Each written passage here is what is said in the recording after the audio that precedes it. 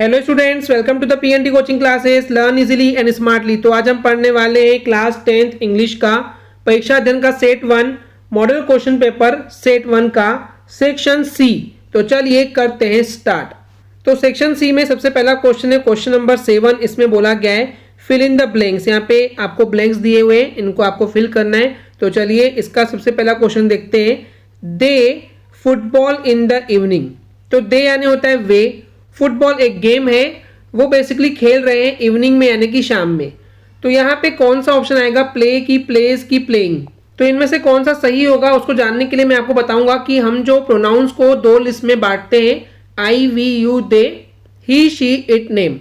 तो यहाँ पे ये दो कैटेगरीज आपको दिख रही है। इनमें से जो आई वी यू दे है, इनके साथ वर्ब का फर्स्ट फॉर्म लगता है। ही शी इट नेम, इनके साथ वर्ब के फर्स्ट फॉर्म में एस या ई एस या आई ई एस जनरली जुड़ जाता है। तो अब यहाँ पे देखिए, हम पहले कैटेगरी की बात कर रहे हैं। आई वी यू दे के साथ वर्ब का फर्स्ट फॉर्म लगता है, इसलिए इसका आंसर होगा play. Just because of I we you they के साथ वर्ब का फर्स्ट फॉर्म आता है। प्लेस तो कैंसिल हो जाएगा बिकॉज यहाँ पे ही शी इट नेम नहीं है। अगर यहाँ पे ही शी इट नेम ऐसा कुछ होता तो यहाँ पे प्लेस होता। उसके अलावा प्लेइंग क्यों नहीं आ सकता है, बिकॉज प्लेइंग जो है ये वर्ब के फर्स्ट फॉर्म में आईएनजी है और आईएनजी लगता है कंटिन्यूअस टेंस में, यानी कि उसके लिए या तो एमआरइस चाहिए या वॉज वेयर चाहिए या शेल बी विल बी। इनमें से अगर कोई भी एक अगर हमको हेल्पिंग वर्ब यहाँ पे दिखाई दी होती तो हम ये प्लेइंग भरते। तो अगर आपको टेंस का बेसिक आइडिया है तो आपको ये समझ में आ गया होगा कि जो पहला क्वेश्चन है they play football in the evening, तो ये प्रेजेंट सिंपल टेंस का एक सेंटेंस है। तो क्योंकि यहाँ पे ये प्रेजेंट सिंपल टेंस का सेंटेंस है, इसलिए यहाँ पे कोई भी हेल्पिंग वर्ब नहीं आती है अफर्मेटिव सेंटेंस के स्ट्रक्चर में। अगर आपको टेंस का कुछ भी आइडिया नहीं है तो कमेंट कीजिए कि टेंस की लर्निंग क्लास चाहिए, तो उसकी वीडियो हम बहुत जल्दी आपके लिए लेके आएंगे। हालांकि कुछ दिनों बाद तो आपके लिए एक टेंस की वीडियो हम लाने वाले हैं ही, पर कुछ टाइम लगेगा। अगर आपको तुरंत चाहिए तो उसके लिए प्लीज कमेंट कीजिए ताकि मुझे पता चले कि स्टूडेंट्स को टेंस क्लास की सबसे ज्यादा नीड है। तो ये हो गया पहला क्वेश्चन। सेकेंड क्वेश्चन की तरफ बढ़ते हैं। यहाँ लिखा है हाउ टाइम इज लेफ्ट। अब यहाँ पे देखिए मेनी आएगा या एनी आएगा या मच आएगा, तो इन तीनों में से क्या सही है वो आपको यहाँ पे फिल करना है। तो देखिए यहाँ पे दो कॉम्बिनेशन होते हैं, हाउ मेनी या हाउ मच। एनी तो सूट हो ही नहीं सकता क्योंकि how any time is left तो सेंटेंस ही सूट नहीं कर रहा है। तो अब क्वेश्चन आता है कि हाउ मेनी होगा या हाउ मच होगा। तो मैं आपको बताना चाहूंगा कि जो हाउ मेनी है ये काउंटेबल चीजों के साथ लग सकता है, यानी कि जो चीजें आप गिन सकते हो। अगर गिनने वाली चीजें हैं तो वहां पे हाउ मेनी आता है। अगर चीजों को आप नहीं गिन सकते हो तो वहां पे हाउ मच आता है। तो यहाँ पे आंसर आएगा हाउ मच। अब क्वेश्चन आता है कि हाउ मच क्यों होगा, क्योंकि देखिए टाइम को आप गिन नहीं सकते। अब यहाँ पे कई लोग सोचेंगे सर हम टाइम को तो गिनते हैं। नहीं, आप सेकेंड्स को गिनते हैं, आवर्स को गिनते हैं, मिनट्स को गिनते हैं, पर आप टाइम को नहीं गिन सकते। जैसे कि आप रुपीज को गिन सकते हो, पैसे को गिन सकते हो, डॉलर को गिन सकते हो, पर मनी को नहीं गिन सकते हो। मनी अनकाउंटेबल है, ओके। लेकिन रुपीज, डॉलर, पैसे इसको आप काउंट कर सकते हो। ऐसे ही आप सेकेंड्स, मिनट्स एंड आवर्स को काउंट कर सकते हो, पर टाइम को काउंट नहीं कर सकते हो। इसलिए इसका सही आंसर होगा how much time is left. चलिए देखते हैं नेक्स्ट क्वेश्चन। थर्ड क्वेश्चन में बोला गया है शी ब्लैंक अ सॉन्ग। तो अभी मैंने आपको बताया था आई वी यू दे के साथ लगता है वर्ब का first form, he she it name के साथ लगता है वर्ब के फर्स्ट फॉर्म में एस या ई एस। तो देखिए जो सिंग्स है ये इसका सही आंसर होगा। तो शी सिंग्स अ सॉन्ग, कि वह एक गाना गाती है। और इसके पहले मैंने सेंटेंस का मीनिंग नहीं बताया, how much time is left यानी कि कितना टाइम बचा है। अब क्वेश्चन आता है सिंगिंग क्यों नहीं आ सकता है, क्योंकि सिंगिंग जो है वो कंटिन्यूस टेंस को रिप्रेजेंट करता है और यहाँ पे कोई भी हेल्पिंग वर्ब नहीं है, तो इसलिए यहाँ पे ये सिंगिंग तो नहीं आ सकता। संग जो है वो सिंग का थर्ड फॉर्म है, सिंग, सेंग, संग, राइट। तो वर्ब के थर्ड फॉर्म यानी कि ये हो गया परफेक्ट टेंस को रिप्रेजेंट करना चाहिए, और परफेक्ट टेंस के लिए भी हेल्पिंग वर्ब का होना जरूरी है, हैव, हैज, हैड, जो कि यहाँ पे हमको नहीं दिख रहा है। तो इसलिए ये प्रेजेंट सिंपल टेंस का ही सेंटेंस है और इसका आंसर होगा she sings a song. Next question में बोला गया है आयरन इज यूजफुल एलिमेंट। तो इसका सही आंसर होगा अ क्यों? अब यहाँ पे कई स्टूडेंट्स कंफ्यूज होते हैं कि ए, ई, आई, ओ, यू, ये हमने 5 वोवेल्स पढ़े हैं, तो 5 वोवेल में से यू हमको यहाँ पे दिख रहा है, तो इसके सामने एन आना चाहिए। लेकिन आपको एक बात पता होना चाहिए, ये छोटी क्लास में आपने कॉन्सेप्ट पढ़े कि ए, ई, आई, ओ, यू देख करके आप सिंपली आर्टिकल्स को फिल करते हैं, तो ऐसा नहीं है। आपको ए, ई, आई, ओ, यू देख करके नहीं, इनके साउंड्स, इनकी आवाज क्या निकल रही है वो आपको देख करके फिल करना पड़ता है। ए का साउंड ए होता है और अ होता है, ई का ए होता है, आई का छोटी ई या ई होता है, ओ का साउंड ओ होता है और यू का साउंड अ होता है, यू नहीं होता है। जैसे कि UMBRELLA अम्ब्रेला, इसको युम्ब्रेला नहीं पढ़ते हैं, तो अ साउंड चाहिए। अगर अ साउंड होगा तो आप वहां पे एन आर्टिकल भर सकते हैं। लेकिन यहाँ पे अगर ध्यान से आप देखेंगे तो इसकी जो आवाज निकल रही है वो यूजफुल यू निकल रही है, तो यू निकल रही है यानी कि यहाँ पे एन तो नहीं आएगा। और एक आयरन जो मेटल है, ऐसे कोई बहुत स्पेशल या खास मेटल के लिए तो बात नहीं हो रही है यहाँ पे, तो द भी नहीं आएगा, राइट है। तो आंसर हो जाएगा आयरन यानी कि लोहा जो है वो एक अ यानी कि एक, तो एक यूजफुल मेटल है, तो ये हो जाएगा इसका आंसर। नेक्स्ट क्वेश्चन को देखते हैं। ही सेड, उसने बोला कि that I blank stay with him. अब यहाँ पे क्या आना चाहिए, मे आएगा कि कैन आएगा कि माइट आएगा। तो देखिए सबसे पहली बात तो कैन तो हो जाएगा कैंसल। कैन कैंसल क्यों होगा मैं आपको समझाता हूँ। अगर मैं कैन फिट करता हूँ, he said that I can stay with him. He said यानी कि वह बोलता है, दैट यानी कि, आई यानी कि मैं, कैन यानी सकता हूँ, स्टे यानी कि रहे, विथ हिम यानी कि उसके साथ, तो उसके साथ मैं रह सकता हूँ। देखिए कैन कहाँ लगता है, जब हम किसी पोटेंशियल की बात करते हैं कि आप में वो कैपेसिटी है क्या, आप में वो कैपेबिलिटी है क्या, आप में वो ताकत है क्या करने की, तो किसी के साथ रहने के लिए आपको कोई ताकत या पोटेंशियल की जरूरत नहीं है, इसलिए कैन हो जाएगा कैंसल। अब बात आती है कि यहाँ तो मे होगा, बिकॉज मे भी यानी सकता है होता है मीनिंग, और माइट यानी भी सकता है। लेकिन प्रॉब्लम क्या है, मे या माइट में से कोई एक हमको यहाँ पे फिल करना है। तो सबसे पहले समझते हैं कि मे कब यूज होता है और माइट कब यूज होता है। तो मे जनरली यूज होता है जहाँ पे सबसे ज्यादा प्रोबेबिलिटी हो, चांसेस हो उस चीज के होने के, तो वहां पे मे बोलते हैं। और जहां पे प्रोबेबिलिटी या चांसेस या उम्मीद कम हो वहां पे लगाते हैं माइट। तो यहाँ पे अब सेंटेंस को सोचते हैं, ही सेड, उसने बोला कि, अगर मैं फिल करता हूं मे, तो मैं उसके साथ रह सकता हूं। अब यहाँ पे ज्यादा प्रोबेबिलिटी है या कम, ऐसा समझ में तो नहीं आ रहा है, तो मे या माइट में कंफ्यूजन हो जाएगा। माइट फिल करेंगे तो भी वही होगा, मतलब कि मैं उसके साथ रह सकता हूं। तो मे या माइट में प्रोबेबिलिटी या उम्मीद तो समझ में नहीं आ रहा है। जब ऐसा हो कि प्रोबेबिलिटी के हिसाब से भी अगर सेंटेंस में कुछ फिट नहीं समझ में आ रहा हो, तो फिर देखना कि वो सेंटेंस जो है वो प्रेजेंट टेंस को रिप्रेजेंट कर रहा है या फिर पास्ट टेंस को रिप्रेजेंट कर रहा है। तो अगर यहाँ पे प्रेजेंट टेंस को रिप्रेजेंट करेगा तो हम मे फिल करेंगे, और अगर पास्ट टेंस को रिप्रेजेंट करेगा माइट को फिल करेंगे। क्यों ऐसा, बिकॉज मे जो है वो प्रेजेंट टेंस का फॉर्म है और मे का पास्ट फॉर्म होता है माइट। अब यहाँ पे देखिए सेंटेंस में जो सैड है, सैड यानी कि पास्ट टेंस को रिप्रेजेंट करता है, बिकॉज से का पास्ट फॉर्म होता है सेड। ओके, तो इसलिए यहाँ पे क्योंकि पास्ट टेंस को रिप्रेजेंट कर रहा है इसलिए हम इसको फिल करेंगे माइट के साथ। तो आंसर होगा he said that I might stay with him. उसने बोला कि मैं उसके साथ रह सकता हूं। क्लियर है स्टूडेंट्स? चलिए देखते हैं next question. Do not buy blank fruits. तो यहाँ पे जो वर्ड आया है रॉट, रोटन और रोटेड, तीनों में से कोई एक है। रोट यानी कि उसका मीनिंग होता है सड़ना, रोटेड उसका पास्ट फॉर्म है, रोट, रोटेड, रोटेड, वो आपके तीनों फॉर्म आपको पता होंगे। और रोटन यानी कि होता है सड़ा हुआ, रोटन यानी कि सड़ा हुआ। अब देखिए जो रोटन वर्ड है ना वो एक्चुअली एक एडजेक्टिव वर्ड है। एडजेक्टिव यानी कि जो कि नाउन के बारे में हमको और ज़्यादा डिस्क्रिप्टिव या डिटेल में जानकारी देता है। तो यहाँ पे देखिए जो आंसर होगा रोटन होगा, बिकॉज यहाँ पे जो फ्रूट है, फ्रूट क्या है, वो बेसिकली एक नाउन है और उस नाउन के बारे में थोड़ा सा डिटेल जानकारी हमको दे रहा है कि रोटन सड़ा हुआ है। तो यहाँ पे रोटन एडजेक्टिव है तो हमको एडजेक्टिव ही चाहिए। ये रोट वर्ब कोई काम का वहाँ पे नहीं है, ठीक है। तो नाउन के सामने जनरली कोशिश करना कि एडजेक्टिव फिल करना, तो rotten will be the right. तो डू नॉट बाय यानी कि मत खरीदो सड़े हुए फल, फ्रूट्स। ओके, क्लियर है। नेक्स्ट क्वेश्चन देखते हैं। Blank you work hard you will fail, यानी यू वर्क हार्ड यानी कि तुम कड़ी मेहनत करो, यू विल फेल यानी कि तुम फेल हो जाओगे। अब देखिए अगर मैं इफ को मान लेता हूं यहाँ पे सेट करता हूं, तो इफ होता है अगर, अगर तुम वर्क हार्ड करोगे यानी कड़ी मेहनत करोगे तो तुम फेल हो जाओगे।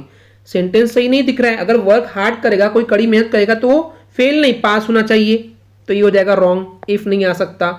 नेक्स्ट है अनलेस। तो अनलेस का मतलब होता है जब तक नहीं, यानी कि सेंटेंस में देखिए इसको हम सेट करते हैं। अगर अनलेस भरेंगे तो जब तक यू यानी कि तुम वर्क हार्ड कड़ी मेहनत नहीं करोगे। अब आ गया नहीं, तो जब तक पहले आ गया और नहीं बाद में आता है। तो जब तक तुम कड़ी मेहनत नहीं करोगे यू विल फेल, तुम फेल हो जाओगे। तो ये सेट कर रहा है unless will be the right, तो अनलेस यहाँ पे आंसर आएगा। चलिए ट्राई करते हैं। अगर एज लॉन्ग एज हम लिखते हैं तो उसका मीनिंग क्या बनता है। एज लॉन्ग एज का मतलब होता है जब तक। तो जब तक के आप कड़ी मेहनत करोगे तुम फेल हो जाओगे, सेंटेंस ही नहीं सेट कर रहा है। बिकॉज देखिए यहाँ पे जब तक आप कड़ी मेहनत करोगे तो आपको पास होना चाहिए, फेल नहीं होना चाहिए, इसलिए एज लॉन्ग एज भी हो जाएगा कैंसिल। तो आंसर हो जाएगा unless you work hard you will fail. जब तक तुम कड़ी मेहनत नहीं करोगे तुम फेल हो जाओगे। तो ये था क्वेश्चन नंबर 7। चलिए बात करते हैं क्वेश्चन नंबर 8 की। इस क्वेश्चन में बोला गया है डू एज डायरेक्टेड, यानी कि जैसे कि आपको यहाँ पे डायरेक्शन दी गई है इस डायरेक्शन के हिसाब से आपको जो भी बोला गया है करने के लिए वो आपको यहाँ पे करना है। तो चलिए वन बाय वन देखते हैं। तो पहले बोला गया सेंटेंस में ओपन द डोर, दरवाजा खोलो। इसको हमको चेंज करना है किसमें, पेसिव वॉइस में। अब देखिए पेसिव वॉइस के भी रूल्स एंड रेगुलेशंस होते हैं, तो हम यहाँ पे उस सभी रूल्स को नहीं लेके जाएंगे। अगर आप कमेंट करेंगे तो हम वॉइस के लिए भी आपके लिए वीडियो ला देंगे, ठीक है। देखिए यहाँ पे सेंटेंस क्या है, सेंटेंस बोल रहा है ओपन द डोर, दरवाजा खोलो। अब यहाँ पे स्टार्टिंग में कोई भी सब्जेक्ट नहीं है, I we you they he she it name कहीं पे भी कुछ भी नहीं है। स्टार्ट कैसे हुआ सेंटेंस, सीधा वर्ब के साथ, ओपन यानी कि खोलना। तो दरवाजा खोलना, तो खोलना क्या है, एक वर्ब है। और कोई भी सेंटेंस अगर सीधा वर्ब से स्टार्ट होता है तो उसको हम बोलते हैं इंपेरेटिव सेंटेंस। इंपेरेटिव सेंटेंस यानी कि जहां पे हम किसी को ऑर्डर दे रहे हैं, दरवाजा खोलो, ठीक है, आज्ञा देने वाले सेंटेंस। तो जब भी रूल क्या है, जब भी आपको इंपेरेटिव सेंटेंस दिया हुआ है तो उस केस में जब भी पैसिव वॉइस बनाना है तो स्टार्ट करते हैं हमेशा लेट के साथ। काय के साथ स्टार्ट करेंगे, लेट। तो लेट फिक्स है, जब भी इंपेरेटिव सेंटेंस दिखे आपको कि कहीं किसी को आज्ञा दी जा रही है तो लेट आएगा स्टार्ट में। फिर उसके बाद हम क्या करते हैं, सबसे पहले आता है पैसिव वॉइस में ऑब्जेक्ट। तो ऑब्जेक्ट क्या है यहाँ पे, द डोर। तो लेट के बाद आ जाएगा द डोर। अब रूल क्या है, लेट के बाद ऑब्जेक्ट आता है, उसके बाद आता है बी। ये रूल है, ये आपको याद करना पड़ेगा। Let then object plus be, और प्लस के बाद आएगा वर्ब का थर्ड फॉर्म। तो ओपन का थर्ड फॉर्म क्या होता है, ओपन, ओपनड, ओपनड, यानी कि ओपनड आ जाएगा। तो let the door B opened, ये हो गया इसका पैसिव वॉइस। क्लियर है इतना। चलिए नेक्स्ट क्वेश्चन देखते हैं। इसमें बोला गया है my mother sings a song, मेरी मदर जो है वो सिंग कर रही है, गाना गा रही है एक सॉन्ग। इसको चेंज करना है पास्ट परफेक्ट टेंस में। तो पास्ट परफेक्ट टेंस में सबसे पहले आपको पता होना चाहिए कि कौन सी हेल्पिंग वर्ब वहां पे लगती है। तो वहां पे लगती है हैड, और पास्ट परफेक्ट में वर्ब का थर्ड फॉर्म लगता है, ठीक है। तो सेंटेंस का स्ट्रक्चर आपको पता होगा। तो इसलिए माय मदर रहेगा as it is, helping verb होती है यहाँ पे हैड, तो आ गया हैड। वर्ब का थर्ड फॉर्म लगता है तो सिंग, सेंग, संग, तो आ गया संग। और जो ऑब्जेक्ट है अ सॉन्ग वो रहेगा एज इट इज। तो आंसर हो जाएगा माय मदर हैड संग a song. Okay next question देखते हैं। Ram said I need your help. Ram ने बोला कि आई यानी कि मुझे, नीड यानी कि जरूरत है, योर हेल्प यानी कि तुम्हारी हेल्प की जरूरत है। इसको हमको चेंज करना नरेशन, यानी कि हमको सिंपल सी बात है डायरेक्ट नरेशन को इनडायरेक्ट नरेशन में चेंज करना है। अब देखिए सबसे पहले राम सेड तो रहेगा ही, कॉमा और ये डबल इन्वर्टेड जो है ये हट जाएगा, उसके बदले आता है दैट, ठीक है। अब यहाँ पे देखिए रूल क्या है, कभी भी जो रूल है नरेशन में वो सन रूल लगता है। सन रूल क्या होता है, SON, सन। सन यानी होता है एस का मतलब सब्जेक्ट, ओ का मतलब ऑब्जेक्ट, एंड एन मतलब क्या होता है, नो चेंज। अभी किसके हिसाब से चेंज होता है, तो सब्जेक्ट चेंज होता है फर्स्ट पर्सन के हिसाब से, यानी कि फर्स्ट पर्सन के हिसाब से आपको सब्जेक्ट देखना पड़ेगा। सेकंड पर्सन होगा तो उसके लिए आपको ऑब्जेक्ट देखना पड़ेगा। थर्ड पर्सन होगा अगर, तो वहां पे आपको कोई भी चेंज नहीं होगा, ये रूल होता है। अभी कैसे होता है देखिए मैं आपको समझाने की कोशिश करता हूं। आई क्या है, आई जो है वो फर्स्ट पर्सन है, बिकॉज जो बोलता है आई, जैसे मैं हूं, मैं भी बोल रहा हूं, तो मैं बोलने वाला फर्स्ट पर्सन होता है। फर्स्ट पर्सन चेंज होता है हमेशा एस के हिसाब से, यानी कि सब्जेक्ट के हिसाब से। तो यहाँ पे देखिए ये यहाँ पे सब्जेक्ट क्या है, सब्जेक्ट जो है वो राम है। तो राम क्या है, लड़का है। तो लड़के के हिसाब से अगर मैं दिखाऊं तो राम एक लड़का है, तो उसके लिए हम यूज करेंगे ही। तो यहाँ पे क्या आएगा, ही। ओके उसके बाद देखिए अब यहाँ पे हमने चेंज कर लिए फर्स्ट पर्सन को। अब यहाँ पे टेंस देखिए कौन सा, आई नीड योर हेल्प, मुझे आपके हेल्प की जरूरत है, ये है प्रेजेंट सिंपल। जब भी यहाँ पे पहले वाले पोर्शन में अगर आपको पास्ट टेंस दिखता है, ध्यान से सुनिएगा, अगर पहले पोर्शन में आपको पास्ट टेंस दिख रहा है तो उस हिसाब से अगर यहाँ पे प्रेजेंट टेंस होता है, यानी कि प्रेजेंट सिंपल है, तो वो चेंज होता है पास्ट सिंपल में। अगर यहाँ पे प्रेजेंट कंटिन्यूस होता तो पास्ट कंटिन्यूस में चेंज होता। अगर ये प्रेजेंट परफेक्ट में होता तो पास्ट परफेक्ट में बदलता। प्रेजेंट परफेक्ट कंटिन्यूस में होता तो पास्ट परफेक्ट कंटिन्यूस में होता। फिलहाल ये प्रेजेंट सिंपल में तुमको चेंज करना है पास्ट सिंपल में। पास्ट सिंपल यानी कि वहां पे कोई भी हेल्पिंग वर्ब नहीं आती है, लेकिन वर्ब का सेकंड फॉर्म आता है, तो नीड का सेकंड फॉर्म हो जाएगा नीडेड। अब देखिए यहाँ पे यूअर क्या है, ये यूअर जो है वो सेकंड पर्सन है जिसके बारे में बात कर रहा हूँ, जिससे मैं बात कर रहा हूँ।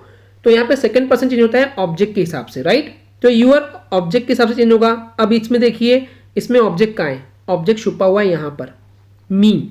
देखिए मी कैसे है, राम सेड, राम बोल रहा है, बाई डिफॉल्ट वो किसको बोल रहा है, किससे बात कर रहा है, मैं तो मानो कि मेरे से बात कर रहा है, तो मी। अब देखिए यहाँ पे क्या हो जाएगा, मी, राम सेड मी, राम ने मुझे बोला। अब यूअर के हिसाब से अगर यहाँ पे मी है तो क्या चेंज होना चाहिए, बहुत ही इंटरेस्टिंग चीज है। यूअर के हिसाब से मी है तो फिर क्या यहाँ पे मी आएगा, क्या मी नहीं आएगा।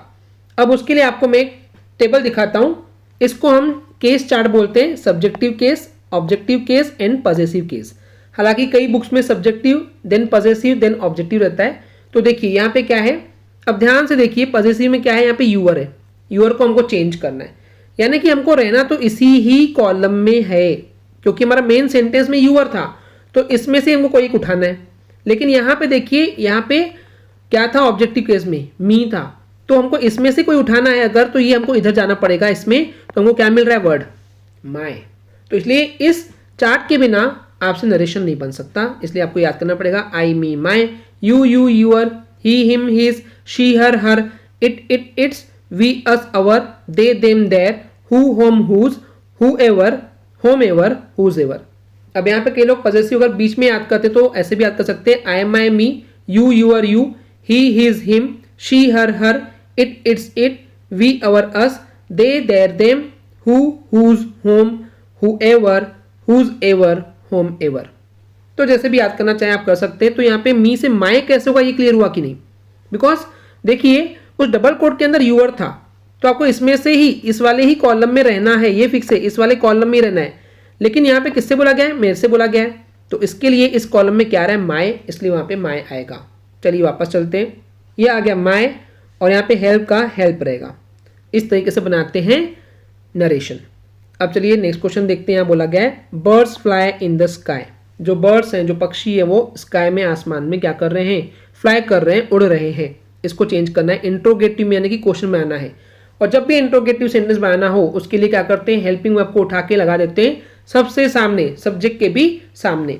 प्रॉब्लम क्या है, यहाँ पे कहीं पे भी मुझे हेल्पिंग वर्ब नहीं दिख रही है, तो इसका मतलब भी कौन सा टेंस हो सकता है, या तो प्रेजेंट सिंपल या तो पास्ट सिंपल। अब देखिए पास्ट सिंपल के लिए वर्ब का सेकंड फॉर्म होना चाहिए, तो यहाँ पे फ्लाई दिया हुआ है, फ्लू होता अगर तो ये पास्ट सिंपल होता, फ्लाई है मतलब ये प्रेजेंट सिंपल है, बिकॉज यहाँ पे वर्ब का फर्स्ट फॉर्म है। प्रेजेंट सिंपल टेंस में वर्ब का हमेशा फर्स्ट फॉर्म ही होता है, ये आपको पता होगा। तो अब प्रेजेंट सिंपल में हेल्पिंग वर्ब होती है दो, या तो डू या तो डस। डू लगता है आई वी यू दे के साथ, या फिर डस लगता है ही शी इट नेम के साथ। अब यहाँ पे देखिए बर्ड्स, बर्ड्स यानी कि बहुत सारी बर्ड्स हैं, है ना, बहुत सारे बर्ड्स हैं, और बहुत सारे मतलब कि दे यानी कि वे बहुत सारे लोगों के लिए यूज होता है, तो बर्ड्स बहुत सारे हैं। या आप ये भी याद कर सकते हैं कि आई वी यू दे के साथ प्लूरल लगा दीजिए, and he she it name के साथ सिंगुलर लगा दीजिए। तो आई वी यू दे और प्लूरल के साथ क्या लगता है, हमेशा डू लगता है, तो सामने आ गया देखिए डू। ओके, देन बर्ड्स रहेगा as it is, then fly in the sky, और क्योंकि इंट्रोगेटिव है तो आखिरी में क्वेश्चन मार्क तो आएगा ही आएगा। क्लियर है, देखते हैं अब नेक्स्ट क्वेश्चन। यहां बोला गया we are living in Delhi since 2015, correct the sentence. तो सेंटेंस करेक्ट करना है, आप बोल रहे हैं कि हम जो है दिल्ली में रह रहे हैं 2015 से। अब मैं आपको एक चीज बताना चाहूंगा स्टूडेंट्स कि कभी भी आपको जब भी एक सेंटेंस में सिंस या फॉर दिखे, इसका मतलब वो परफेक्ट कंटिन्यूअस को रिप्रेजेंट करता है। अब देखिए परफेक्ट कंटिन्यूअस कौन सा होगा, ये प्रेजेंट की, पास्ट की, फ्यूचर। यहां पे हम देख रहे हैं आर, आर क्या है, आर जो है वो प्रेजेंट कंटिन्यूअस को रिप्रेजेंट कर रहा था। तो देखिए प्रेजेंट कंटिन्यूअस का प्रेजेंट पकड़ लो, और हमको चेंज किस में करना है, तो प्रेजेंट परफेक्ट कंटिन्यूअस। क्लियर है, फिर से बता दूं, सिंस या फॉर आएगा तो परफेक्ट कंटिन्यूअस, और यहाँ पे जो आर है, ये आर बता रहा है कि प्रेजेंट टेंस को रिप्रेजेंट कर रहा है, बिकॉज एम आर इज, ये प्रेजेंट कंटिन्यूअस में होता है। तो प्रेजेंट परफेक्ट कंटिन्यूअस में हमको चेंज करना है इसको, जस्ट बिकॉज ऑफ हमने यहाँ पे सिंस देख लिए। सिंस या फॉर आएगा मतलब परफेक्ट कंटिन्यूअस तो होगा ही होगा। अब देखिए प्रेजेंट परफेक्ट कंटिन्यूअस में हेल्पिंग वर्ब कौन सी होती है, तो होता है हैव बीन या फिर हैज बीन। अब हैव बीन आएगा कि हैज बीन आएगा, फिर से वही रूल है, आई वी यू दे के साथ हैव बीन लगता है, ही शी इट नेम के साथ हैज बीन लगता है। तो हमारे पास यहाँ पे सेंटेंस में वी है, आई वी यू दे का वी, तो वी के साथ आता है हैव बीन। फिर वर्ब का फर्स्ट फॉर्म प्लस आईएनजी, तो लिविंग ही रहेगा, इन दिल्ली एज इट इज रहेगा, सिंस 2015 भी एज इट इज रहेगा। तो अब ये हो गया सही सेंटेंस। ओके स्टूडेंट्स, क्लियर है? चलिए देखते हैं नेक्स्ट क्वेश्चन। यहां बोला गया है he is so fat that he can not run fast.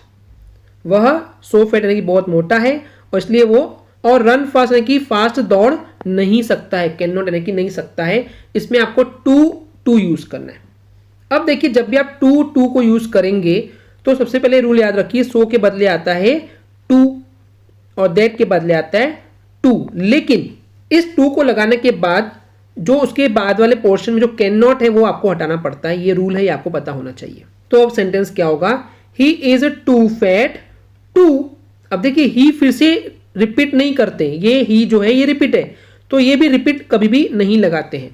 ठीक है, तो टू आ गया रन फास्ट, तो he is too fat to run fast. वो बहुत मोटा है फास्ट दौड़ने के लिए। क्लियर है, बन गया। लास्ट क्वेश्चन है, the thief saw the police he ran away. जो थीफ था, चोर था, उसने देखा जैसे ही पुलिस को, ही रैन अवे यानी कि वहां से भाग गया, रैन अवे यानी कि वहां से भाग गया। अब यहाँ पे क्या बोल रहा है, आपको री राइट यानी कि फिर से लिखना है इस सेंटेंस को, लेकिन यूज करना है as soon as. As soon as का मतलब क्या होता है, जैसे ही। तो अब यहाँ पे देखिए जब भी एज सून एज अगर हमको अटैच करना है और दो सेंटेंस दिए हुए, तो कोशिश करना कि एज सून एज स्टार्टिंग में ही लग जाए, क्योंकि जब भी आप कोई भी सिंपल सेंटेंस देखते हैं तो जैसे ही जो वर्ड है वो स्टार्टिंग में लगता है। तो हम लिखेंगे as soon as, as soon as यानी कि जैसे ही, द थीफ, थीफ ने, सॉ यानी कि देखा पुलिस को। उसके बाद क्या करना, सेकेंड सेंटेंस को लिखने के पहले आपको यहाँ पे कॉमा लगाना पड़ता है। ओके, तो जैसे ही थीफ ने, चोर ने पुलिस को देखा, ही रैन अवे, वो वहां से भाग के खड़ा हो गया। ओके स्टूडेंट्स, क्लियर है? आई होप स्टूडेंट्स आपको क्लियर हो गया होगा। अगर आपको हमारी वीडियो से कुछ भी सीखने मिला या नॉलेज मिला तो प्लीज हमारे चैनल को सब्सक्राइब कीजिए एंड वीडियो को लाइक जरूर करें, और अगर पॉसिबल हो तो अपने फ्रेंड्स के साथ जरूर शेयर करें ताकि उनका भी रिजल्ट्स और ज़्यादा बेहतर और अच्छे तरीके से उनको चीज़ें समझ में आए। आज की वीडियो को ये रोकते हैं। Thank you.